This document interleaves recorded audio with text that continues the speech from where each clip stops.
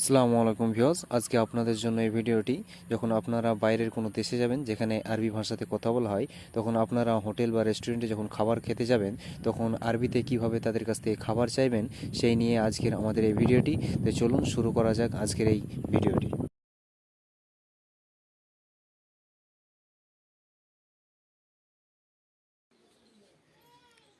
মাতআম মানে রেস্তোরাঁ, রেস্টুরেন্ট। কয়মাতা তম মানে খাদ্যের লিস্ট, মেনু।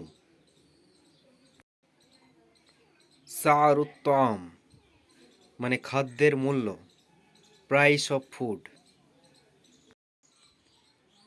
তামুন মানে খাবার, ফুড। গদাই মানে দুপুরের খাবার, লাঞ্চ। আশা মানে রাতের খাবার, ডিনার। রুজুন মানে ভাত, রাইস। খুবজুন মানে রুটি, ব্রেড।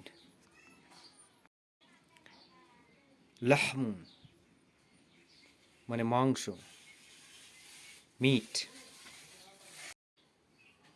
সামাকুন মানে মাছ, ফিশ।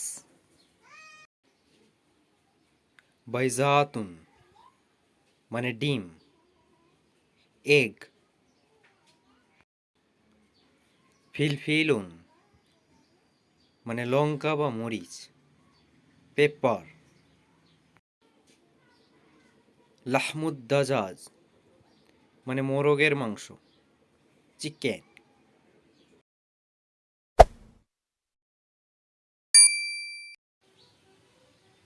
লাহমুজ্জামাল মানে উটের মাংস, ক্যামেল মিট।